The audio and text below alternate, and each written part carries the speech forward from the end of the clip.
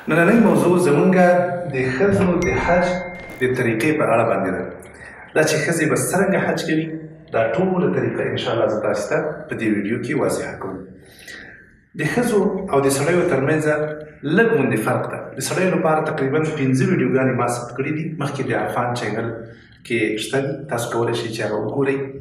ښځې کولی شي چې هماغه رقم د سړیو غوندې په حج کې مخکې لاړې شي، خو لږ غوندې د ښځو حج تفاوت کوي له سړیو نه. نو کوم مسایل دي انشاءالله زه تاسو ته په دې ویډیو کې دا ښه په اسانه ډول باندې واضح کوم. اولنۍ خبره دا ده چې حج په کومه ښځه باندې فرض ده.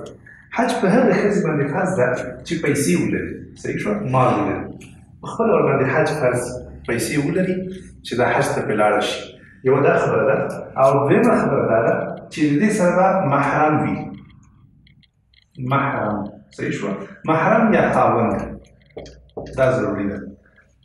په سړی باندې چې کله حج فرضېږي نو هغه وخت کې فرض کېږي چې کله د دوی سره پیسې وي، خو ښځو باندې په هغه وخت کې حج فرض کېږي چې پیسو تر څنګ ورسره محرم او یا خاوند هم خامخا وي. که چېرته یوې ښځې سره محرم نه وي او یا ورسره خاوند نه وي نو بیا اگر چې دې سره پیسې هم وي نو بیا هم حج ته تګ په دې باندې فرض نه ده، صحیح شوه. دویمه مهمه خبره دا ده چې حج ته به ښځه امادګي څرنګه نیسي. نو 3 شیان مهم دي له موږ سره. اولنی هغه توبه ایستل دي. هر انسان نه ګناهونه کېږي، له نارینهو نه هم کېږي او له ښځینهو نه هم کېږي. مخکې له دې نه چې موږ تاسو حج وکړو، مخکې له دې نه چې موږ تاسو ډېر اجرونه او ثوابونه راوړو لاسته راوړو، باید اول موږ تاسو له ګناهونو توبه وباسو. دا ډېره مهمه ده.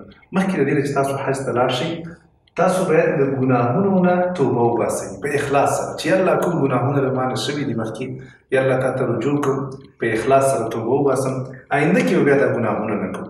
نو الله جل جلاله به درته بښنه وکړي.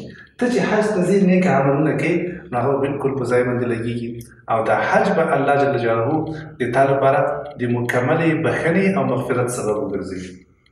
دویمه مهمه خبره په امادګي کې هغه ده چې باید بښنه وغوښتل شي. یعنې هغه څوک چې حج ته ځي هغه که نارینه وي او که ښځینه وي باید مخکې له دې نه چې حج ته لاړه شي باید له خپلوانو نه بښنه وغواړي.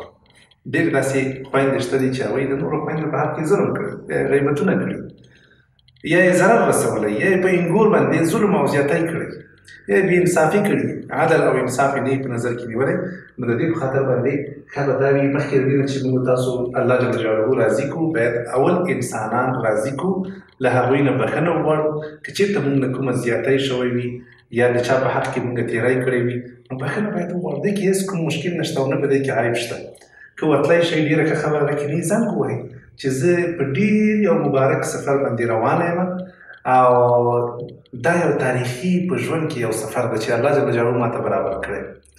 نو مخکې له دې نه چې الله جل جلاله زما ټول ګناهونه معاف کړي زه له تاسې نه بښنه غواړم. او که چېرته د بل چا حق در باندې هغه پوره کړه، مثلا پیسې در سره دي یا د بل چا پیسې یا مال یا بل څه شی در سره امانت ایښی هغه ورکړه، ورته یې وخت دا ستاسو امانتونه دي. که د چا قرض در باندې وي هغه قرض ادا کړي مخکې له دې نه چې تاسو حج ته لاړ شئ. درېیمه مهمه خبره حج ته چې موږ امادګي نیسو هغه دا ده چې د ډېرو ښځو لمونځونه غلط وي. متاسفانه دوی نه وي متوجه شوي په خپل ژوند کې چې راځي د خپل لمونځونه په یو ځل واورو که سړیو ته نارینهو ته. نو حتما ستاسې په کورنۍ کې داسې هوښیار خلک پوه خلک شته دي چې هغوی باسواده دي او لمونځونه یې په ښه طریقه باندې زده دي، د قرآن تلاوت هم په صحیح توګه باندې کولی شي. نو لازم ده چې داسې باید حد اقل د خپل لمونځ هغوی ته مخکې له دې نه تېر کړي، یو وار یې خپل لمونځ ورته تېر کړي چې زموږ لمونځ سره کوه، صحیح شوه. که چېرته پکې کومې غلطیانې وي، نیمګړتیاوې وي، اشتباهات وي نو ټول به رفع شي، لمونځ به مو بالکل برابر شي. او همدارنګه د جنازې لمونځ هم زده کوي. په افغانستان کې چې ښځې دي هغوی د جنازې لمونځ نه کوي، صحیح شوه. ځینې جنازې ته نو د جنازې لمونځ یې نه ایسته. دې په خاطر باندې هلته بیا تاسو له اکثریت کله چې د جمع لمونځ کېږي اعلان کېږي چې جنازه تیار ده د جنازې لمونځ به هم کوو. نو تاسو باید د جنازې لمونځ زده کړئ افغانستان کې، له سړیو نه یې زده کړئ مخکې له دې نه چې تاسو حج ته لاړ شئ. د خیره حج ته چې تاسو کله لاړی شئ نو هلته به تاسو نه د جنازې لمونځ نه فوت کېږي. نو دا ډېره ضروري ده چې د مانځه احکام، د غسل، د اوداسه او د جنازې لمونځ مخکې له حج نه تاسو باید زده کړئ تر څو له حج نه وروسته بیا تاسو دا کوم غلط لمونځونه کوئ. درېیمه مهمه خبره، موږ راځو په حج کې مهمترین کارونه په حج کې دوه ډېر مهم کارونه دي چې باید له اول نه زده کړو. اولنی مهم کار هغه اخلاص. اخلاص په هر عمل کې دا شرط. که چېرته ستاسې په حج کې اخلاص وي، الله جل جلاله دا حج له تاسې نه قبول کړي. خو که حج کې مو اخلاص نه و، دغه لوی حج او دا ټول عملونه دا د الله جل جلاله په نیز باندې هیڅ اهمیت نه لري. ستاسې حج نه قبلېږي. لازم ده چې تاسې باید مخکې له دې نه حج ته لاړ شئ، اخلاص باید په تاسې کې، یعنې نیت کې دا راولئ چې زه دا حج یوازې او یوازې د الله جل جلاله د رضا په خاطر کوم. دا حج زه یوازې او یوازې د دې په خاطر کوم چې الله راضي شي. دا حج زه د دې په خاطر کوم چې الله ماته اجر راکړي. دا حج زه د دې په خاطر نه کوم چې خلک ماته بیا حاجي ووایي. دا حج زه د دې په خاطر نه کوم چې خلک زما احترام وکړي، خلک ماته په درنه سترګو وګوري، خلک راشي ما سره کښېني او بې حاجي راته ووایي، زه قدرمنه شم. نه، حج موږ تاسو یوازې او یوازې د چا لپاره کوو؟ د الله لپاره کوو. تاسو باید په دې خبرو باندې پوه شئ چې الله جل جلاله دا عبادتونه په موږ باندې فرض کړي دي او د الله جل جلاله په څېر باندې بل هېڅوک نشته په دې دنیا کې. الله جل جلاله تکي تنها د عبادت لایق ده. یوازې او یوازې الله جل جلاله د عبادت لایق ده، بل هېڅوک هم د عبادت لایق نشته. یوازې او یوازې موږ تاسو د الله نه مرسته غواړو. یوازې او یوازې حاجت روا، مشکل کشا هغه لوی رب ده، الله جل جلاله ده، بل هېڅوک حاجت روا او مشکل کشا نه دي. قبرونه، زیارتونه له موږ سره هېڅ کومک او مرسته نشي کولی. موږ ته چې روزي راکوي، موږ ته چې اولاد راکوي، موږ ته چې بچي راکوي، دا څوک یې راکوي؟ دا هغه لوی الله یې راکوي. بغیر د الله نه بل څوک چاته بچي نشي ورکولی او نه هم مرسته ورسره کولی شي. نو زموږ ستاسو کلکه عقیده او باور باید په دې باندې وي چې زموږ ستاسو ټول عبادتونه خاص د الله لپاره دي. شفا که راکوي، که بچي راکوي، که دعا مو قبلوي، که موږ سجده ورته کوو، که رکوع ورته کوو، که دعا غواړو، غوښتنه دا ټول خاص او خاص د چا لپاره دي؟ د الله لپاره دي. نو حج یوازې او یوازې موږ د الله د رضا لپاره کوو. د دې په خاطر باندې بیا زموږ ستاسو حج د الله جل جلاله په نیز باندې قبلېږي. که چېرته زموږ ستاسو الله دې نه کړي، الله دې نه کړي، نیت دا یي چې زموږ قدرمن شو، خلک به بې حاجي ووایي، یا دا چې زه خو نورې ښځې م روانې دي، زه م روانه یم، بیا زموږ ستاسو د حج معنا نشته، فایده یې نشته. نه، باید په دې فکر کې واوسېږو چې دا یو ډېر لوی عبادت ده او الله جل جلاله موږ تاسو باندې فرض کړی ده. د دې په خاطر کوم چې الله راضي شي او دا لوی فرض زما ادا شي. دویم مهم ترین کار په حج کې هغه دا دی چې باید موږ تاسو له ګناه نه ځان وساتو. که هر ډول ګناه وي. ګورئ خویندو او خالاګانو د چا غیبت نه کوي په حج کې. سترګې مو الله مه کړه په ګناهونو کې مبتلا نه شي، غلطو ځایونو ته ونه ګورئ. صحیح شوه؟ همدارنګه په حج کې هر رقم ګناه، که بدې خبرې وي، که کنځاوې وي، که غوسې وي، دا ټول شیان په حج کې منع دي. موږ تاسو په حج کې باید له هر رقم ګناه نه ځان وساتو. دروغ چېرته ونه وایو، چا پسې ونه خاندو. هلته به تاسې ګورئ وړې وړې بې حاجیانې به وي ماشاءالله، رقم ته خلک یې له ټولې دنیا نه راځي. هسې نه چې چا پسې خندا وکړي، پسخند پسې وکړي، رشخند پسې ووایي، کبر او غرور واخلئ. کبر او غرور چېرته ونه کړئ، ځان ته مغروره نه شئ. نو د هر رقم ګناهونه دا په حج کې منع دي. نبي علیه الصلاة والسلام فرمایي من حج هذا البیت، څوک چې د دې کوټې ته راشي، کعبې ته، او حج وکړي، په حدیث کې راځي ګناه ونه کړي، خپل خاوند ته نږدې نه شي د حج په ورځو کې، او بدې خبرې ونه کړي. صحیح شوه؟ نو الله جل جلاله به هغه ونازوي په دې باندې چې کله دی بېرته له حج نه راګرځي، ټول ګناهونه به یې ورته معاف کړي. نو حج کې ګناهونو نه ځان ساتل دا ضروري دي. په هیڅ وجه باندې هم که وړه ګناه وي که غټه ګناه وي، تاسې باید ځان ورته نه وساتئ. څلورمه مهمه خبره هغه حج کې مریضي بندول دي. که چېرته یوه خور، یوه زنانه هغه ویرېږي له دې نه چې په ما باندې به مریضي راشي او غواړي چې دوا وخوري تر څو یې مریضي، میاشتنۍ مریضي بنده شي، نو آیا دې ته جایز دي او که ناجایز دي؟ بلکل د مریضي بندولو په خاطر باندې دوا خوړل دا جایز دي، په دې شرط چې یو ډاکټر سره خو باید مشوره وشي. که د ښځو په خبرو باندې باید موږ تاسو عمل ونه کړو او نه ورته اعتبار وکړو چې ښځې یې خوري بس زه یې خورم. نه، لازم نه دي چې حتما به تاسو دواګانې خورئ. خو که چېرته یو ډاکټر درته وویلې مشوره یې درکړه چې تاسو دواګانې خوړلی شئ، پروا نه کوي، دواګانې وخورئ، نو تاسې باندې به مریضي نه راځي. او که چېرته تاسو ته تاوان یې کاوه دوا خوړلو، نو هېڅ تشویش مه کوئ. عایشه رضی الله عنها زمونږ او ستاسو مور او د نبي علیه الصلاة والسلام بیبي هغه هم په حج کې مریضه شوې وه، نو ژړلې. نبي علیه الصلاة والسلام ترې نه پوښتنه وکړه، وایي ولې؟ وایي ځکه چې د حج ډېر احکامات رانه پاتې شو، ډېر کارونه رانه پاتې شو. نبي علیه الصلاة والسلام ورته ویلي دغه رقم خو تاسې الله جل جلاله پیدا کړي، نو د تشویش وړ خبره څه شی ده؟ دې کې د تشویش وړ خبره شته چې تاسې باندې مریضي راغله د حج په ورځو کې، ذره به راورته تشویش ونه کوي، ځکه هغه اجر چې الله جل جلاله مخکې درکاو اوس یې هم درکوي. دا مریضي خو په تاسې باندې الله راوستلې کړه، صحیح شوه؟ بلکې په مریضي کې خو ستاسې لا نورې هم مزې دي. آرام ناست دی، مطمئنه، اجرونه او ثوابونه دې روان دي، بې زحمته تا ته الله جل جلاله اجرونه او ثوابونه درکړي. نو ستاسو یو اجر او ثواب له سړیو نه کمیږي. ګورئ 22 سپاره کې اوږد آیات ته یوې ښځې شکایت کړی و نبي علیه الصلاة والسلام ته، الله جل جلاله له آسمان نه آیات را نازل کړ، اوږد آیات. وایي هغه مسلمانان سړي، هغه مسلمانانې ښځې، هغه ښځې چې صدقه کوي او هغه سړی چې صدقه کوي، هغه ښځې چې صبر کوي، هغه سړی چې صبر کوي، دا ټول ذکر کړي دي. بیا وایي چې الله جل جلاله فرمایي اعد الله لهم مغفرة واجرا عظیما، دوی ټولو ته الله جل جلاله ډېر لوړ اجر او ډېره بخښنه هغه مقرر کړې ده چې دوی ټولو ته به الله جل جلاله یو رقم ته اجر او ثواب ورکوي. نو هېڅ تشویش ورته ونه کړي. اسلامي لحاظه کومه ښځه چې مریضه شي، کوم عبادتونه چې دې د صحت په وخت کې کول، اوس هم هماغه اجرونه او ثوابونه هغې ته ورکول کېږي. ځینې ښځې هغوی ډېرې کمزوري وي یا معیوبې وي، صحیح شوه، یا بوډۍ وي مثلا، او هغوی حج ته تللي وي، نو نشي کولی چې هر وخت هغوی حرم ته راشي. د دې په خاطر باندې په خپلو کوټو کې ناستې دي، نو هغوی سره هم دا تشویش چې موږ ته به الله جل جلاله دلته هغه د 1 لک اجر او ثواب راکوي، او که نه بلکل تاسو ته الله جل جلاله په همغه کوټو کې هم اجر او ثواب درکوي. ګورئ یو خو دا کعبه ده، صحیح شوه، شاوخوا یې مسجد ده، په دې کې خلک غاټه جمع کېږي، لمونځونه کوي، صحیح شوه. الله جل جلاله دوی ته په 1 لک باندې دا لمونځ څنګه کوي شماروي. خو هغه څوک چې په دې ټول حرم کې دي، حرم غاټ حدود دي، صحیح شوه، په دې کې بلډنګونه راځي، کوټې راځي، بازارونه راځي.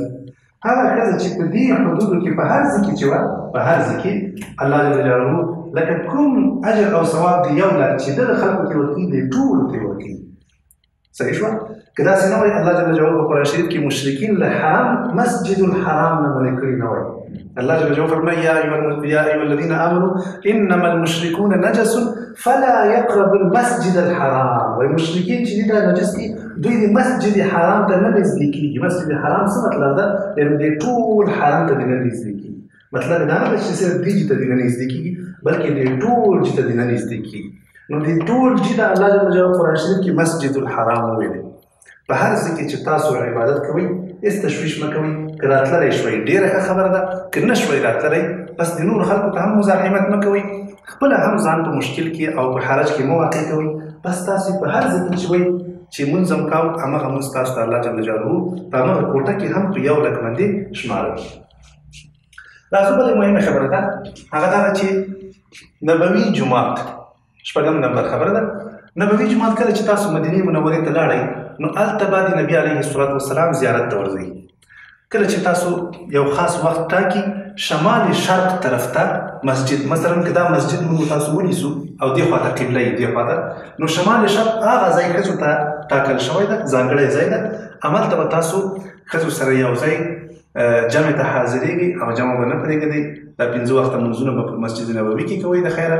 هلته تاسو ته الله جل جلاله یو لمونځ په 1000 لمونځونو باندې شماروي. نو هلته به بیا د نبي علیه الصلاة والسلام زیارت ته ورځئ. ښځې پرېږدي په خاص وختو کې، تاسو به هم ورشئ، غږ به نه جګوئ، په آرام سره بس ووایئ چې ای د الله پیغمبره درود او سلام دې وي په تا باندې، صحیح شوه. دا به ووایئ او په هغه ځای کې شنې شنې قالینې دي، خاص یو ځای د ریاض الجنه ورته وایي. ښځې پرېږدي، تاسې به هم په آرام سره هلته لاړې شئ، 2 رکعته نفل به وکړئ او دعاګانې به وکړئ، صحیح شوه. 1 نمبر مهم کار د ښځو لپاره هغه آداب دي. حجر اسود توره تیږه ده، سړي کوشش کوي چې هلته ځان ورسوي او هغه مچول کړي. تاسې به دا کوشش نه کوئ، تاسې باندې لازم نه ده. صحیح شوه؟ په سړیو لازم نه ده، خو په تاسې باندې بیخي نه ده لازم. که تاسو کوشش وکړئ ټیلې ووهئ په ځای د دې چې تاسو اجر او ثواب وګټئ، ګناهګاره کېږئ. نو حجر اسود ته به هېڅ وخت کې هم د ورتللو کوشش نه کوئ. همدارنګه سړي په صفا مروه کې منډې وهي، رمل ورته وایي، تاسې به هغه منډې نه وهئ، تاسې به په ارام ارام باندې کله سړی ورسېد د خیر ته لږ زر زر تاسې به په ارام ارام باندې شنه راډونه دي پسې ورځئ به او هلته به پسې ورسئ.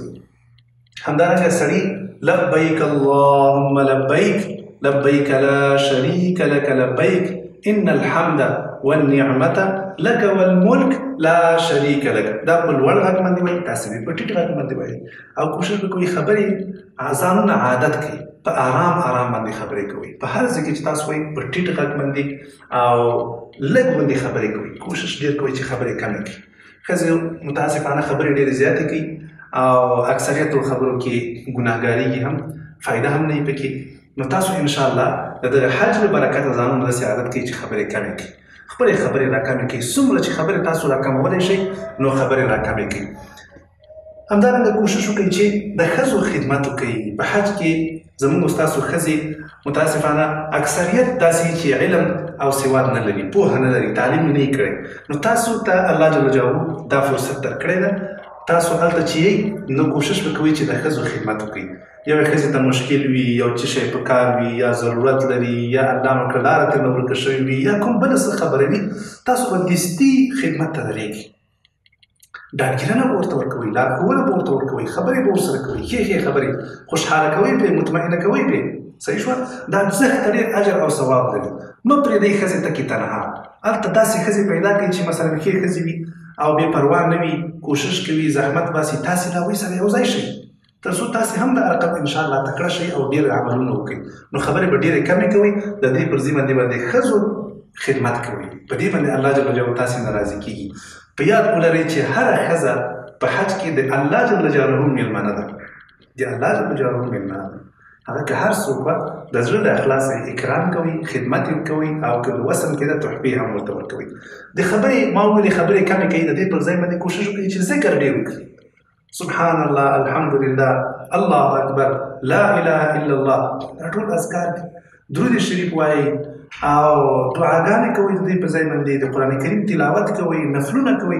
هر عبادت چې تاسو یې هلته کوئ الله جل جلاله تاسو ته هر یو په یو لک باندې شمارئ. څومره ډېر اجرونه او ثوابونه شو.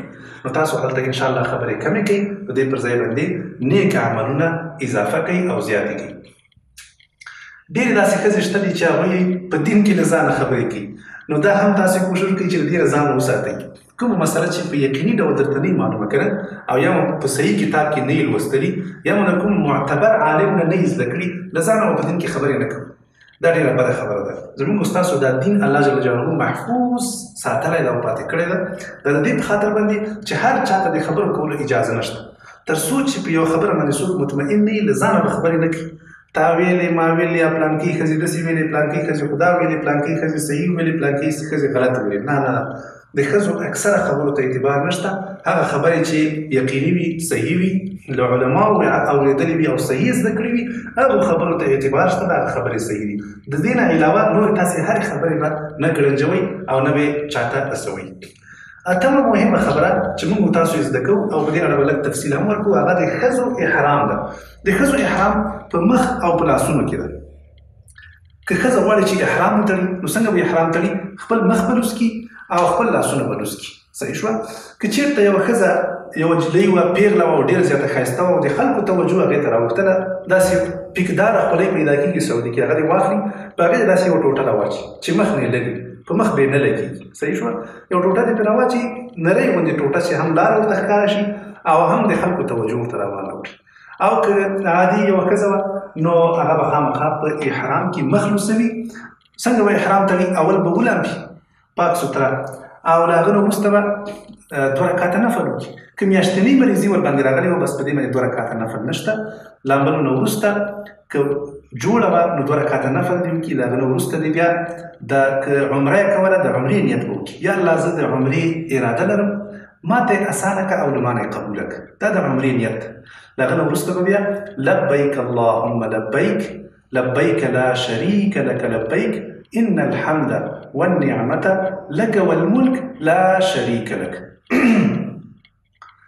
دا چې وویلې بس دا ښځه په احرام کې شوه بیا صابون شامپو او همدارنګه تیل نشي استعمالولی خپل ویښتان نشي اخیستلی او د ښځې او د خاوند ترمنځ چې کوم خاص رابطه ده هغه بنده شوه په هیڅ وجه باندې هم هغه نشي ترسره کولی صحیح شوه نو د حج لپاره هم ښځه به هم دغه رقم احرام تړي چې احرام وتړه راځو په حج کې فرضاً وي په عمره کې اول چې ښځه کله ځي عمره کوي که چېرته دا ښځه مریضه وه او احرام یې مثلا وتړه نو دا ښځه به چېرته کښېني په دې کوټه کې به کښېني صحیح شوه په دې کوټه کې به کښېني په دې احرام کې وایي هر وخت چې پاکه شوه وو به لامبي او له هغه نه وروسته به بیا چېرته لاړه شي حرم ته به لاړه شي او طواف به وکړي طواف به وکړي صفا مروه به وکړي له هغه نه وروسته به بیا د خپلو ویښتانو له سرونو نه د یوې ګوتې د بند په اندازه باندې پرېږي بس دا ښځه بیا حلاله شوه صحیح شوه هغه کارونه چې په دې باندې بند وو هغه ټول دې ته جایز شو دا په عمره کې خو که چېرته د حج نیت وکړه د حج نیت به څنګه کړي یا الله زه د حج اراده لرم ما ته اسان که او له ما نه قبول که که مریضه وه هغه 2 رکعاته نفل به نه کوي او که جوړه وه 2 رکعاته نفل به وکړي له هغه نه وروسته به بیا نیت د حج وکړي او بیا به لبیک اللهم ووایي د حج لپاره احرام وتړي اوس ښځه او نارینه دا دواړه به یو رقم د حج کوي صحیح شوه د دوی حج هغه رقم ده کوم چې ما په 5 ویډیوګانو کې ثبت کړی ده او د عرفان په چینل کې پرتې دي هغه 5 ویډیوګانې دوی به یو رقم د حج کوي څنګه چې نارینه حج کوي دا ښځې به هم همدغه رقم حج کوي خو که چېرته ښځه مریضه شوه صحیح شوه ښځه مریضه شوه نو ښځه به ځي داسې مستقیما به ځي شیطانان به ولي دا د اختر په ورځ باندې د اختر په اوله ورځ شیطانان چې وویستل نو دا ښځه کولی شي چې بېرته خیمې ته هم راشي مریضه ښځه او دلته څوکي دلته پاتې شي خو که چېرته لاره ته ورکېدله او ورته مشکله وه دلته نه شوه راتلی نو کولی شي چې له شیطانانو ویستلو نه وروسته مستقیما دا د خپل محرم یا د خپل خاوند سره راشي چېرته خپلې کوټې ته راشي دلته دې کوټې ته راشي سړي هم راځي خپلې کوټې ته دا دې هم خپله کوټې ته ورسره راشي نو په دې کوټه کې به دا منتظر چې خبر ورته راغی چې ستا قرباني وشوه نو له دې نه وروسته به د خپلو ویښتانو نه د یوې ګوتې د بند په اندازه باندې دا به پرېږدي هغه نه وروسته د خپل کالي واغوندي ولې لاندې خپل کالي دې واغوندي دا د احرام نه ووتله د دې نیمایي حج سوی ده صحیح شوه یعنې نیمایي حج سوی نیمایي لا پاتې ده که نه نو سړي به دا به دلته په کوټه کې منتظر وي ښځه سړي به چې وکړي سړي به را روان شي او را به شي طواف به وکړي صفا مروه به خپل راخلاص کړي چې راخلاص یې کړي ښځه به هملته منتظر وي نو سړي به بېرته راشي کوټې ته صحیح شوه بېرته چې کوټې ته راغله خپلو ښځو سره به یو ځای بېرته څنګه وکړي بېرته به دغسې راشي خپلې خیمې ته صحیح ده که نه انشاءالله پوه شوئ ښځه او سړی دواړه حج کوي راغلل شیطانانو پورې راورسېدل شیطانان دواړه ونیستل نو دلته به راشي ښځه منتظره به شي او خپله ځان به حلال کړي نیمایي حج سوی ده نیمایي لا پاتې ده د دې په خاطر باندې د ښځې او د خاوند ترمنځ تر اوسه پورې اړیکه دا جایز نه ده دوی نشي کولی چې په خپل منځ کې خاصه اړیکه ولري نو دا ښځه به دلته منتظر او هغه محرم یا خاوند به راځي طواف او صفا مروه وکړي بېرته به بیا راشي خپلې کوټې ته دا خپله زنانه دا مریضه چې دا به ځان سره راواخلي او راځي به چېرته خپلې خیمې ته به راځي شپه به دلته خیمه کې کوي دا باقي 2 شپې یا 3 شپې چې دوی دلته په خیمه کې کوي ښځه به بېغمه تللی شي شیطانان ویستلی شي صحیح شوه که نه که چېرته ښځه پاکه شوه په دې 2 ورځو کې یا یوه ورځ پس نو کولی شي مستقیما خپل خاوند سره راشي او د طواف او صفا مروه هم خلاص کړي خو که چېرته مریضي ادامه وکړه پاکه نه شوه هېڅ خبره نه ده شیطانان دې ولي دا 2 ورځې له هغه نه وروسته بیا کولی شي چې مستقیما بېرته خپلې کوټې ته لاړه شي هملته دې منتظر پاتې شي صحیح شوه هر وخت چې د خیره پاکه شوه نو بیا به د خیره ولامبي غسل به وکړي او له هغه نه وروسته به روانه شي دلته به راشي صحیح شوه خو دا ښځه چې دلته په کوټه کې ده بېرته به راشي طواف به وکړي خپل صفا مروه به وکړي له هغې نه وروسته د دې حج هم مکمل شو الحمدلله بیا د ښځې او د خاوند ترمنځ هغه اړیکه بېرته برقرارېږي او جایز ده نو دا د ښځو د حج د مریضې ښځې د حج طریقه وه هیله ده چې انشاءالله تاسې به پوه شوي یې اخر کې د ښځو یو څو نور مهم کارونه پاتې کېږي د رخصتۍ طواف کله چې تاسې ته وویل شو چې له خیره بېرته افغانستان ته ځئ نو یو طواف به تاسو کوئ. خو که چېرته یوه ښځه مریضه شوه بس په هغې باندې بیا طواف نشته. صحیح شوه. ځینو علماو ویلي چې دروازه کې دې ودرېږي او سلام دې وکړي، خو هغه ضرور نه ده. خوښه یې که کوي یې که یې نه کوي، خو سنت طریقه نه ده. صحیح شوه. نو که ښځه جوړه وه د رخصتۍ طواف به کوي، او که چېرته مریضه وه او منتظر کېدی هم نه شوه بس په هغې باندې د رخصتۍ طواف نشته. په دې اړه مې تاسو ته معلومات درکړل. کله چې ښځه په عمره کې وي او حلاله شوې نه وي، یعنې د ویښتان یې نه یې کم کړي، صحیح شوه، تر هغه وخته پورې ښځه او خاوند نشي سره یو ځای کېدلی. همدارنګه په حج کې تر څو پورې چې یوې ښځې شیطانان نه یې ویستي، تر څو پورې چې یوې ښځې دا طواف نه یې کړی او تر څو پورې چې ویښتان نه یې کم کړي، تر هغه وخته پورې د ښځې او د خاوند روابط قطع دي، بالکل به یو بل ته نه نږدې کېږي. خو چې دا شیان وشول، دغه درې کارونه، یعنې هم شیطانان یې ویستل، هم یې ویښتان کم کړي وو او هم یې طواف وکړ، د هغه نه وروسته بیا د ښځې او د خاوند دا رابطه بیا جایزه. که چېرته یوه ښځه الله مکړه په حج کې ورکه شي، بیروبار ډېر زیات وي، هېڅ تشویش دې نه کوي، بېرته ډېر په اسانۍ سره پیدا کېږي، یا بنګړي یا غاړه کې کاټونه اچولي، پولیسان یې مستقیما خپلې کوټې ته بېرته بیایي. نو سړی ته هم نه دي پکار چې په ښځو باندې یو دم وربرک سي او غصې پرې وکړي. نه، دا حج دی، حج کې غصې کول اصلا جایز نه دي. څوک چې په حج کې غصه وکړي حج ټول خرابېږي، څه فایده؟ نو د دې په خاطر باندې په ښځو باندې باید څوک غصې ونه کړي. دا خو طبیعي خبره ده، هېڅ خبره نه ده. په زرهاوو ښځې ورکېږي، بېرته را پیدا کېږي ډېر په اسانۍ سره، نو تشویش ورته مه کوئ.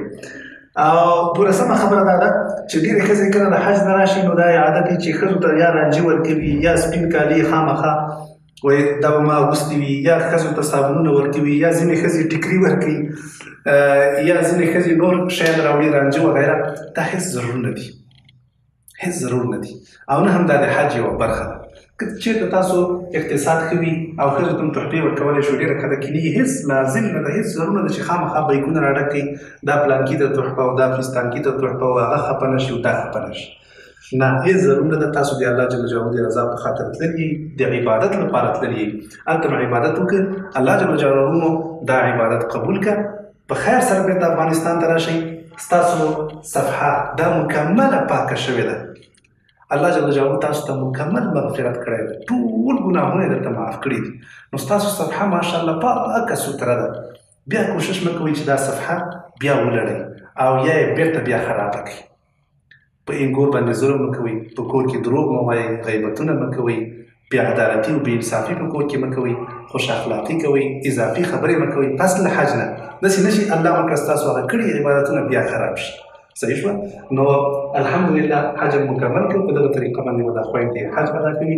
الله جل جلاله دې د دوی دا حج قبول کړي او الله دې ورته اسانه کړي. په خیر سره بېرته افغانستان ته راشئ، خوشحاله او کامیابه ژوند ولرئ. السلام علیکم.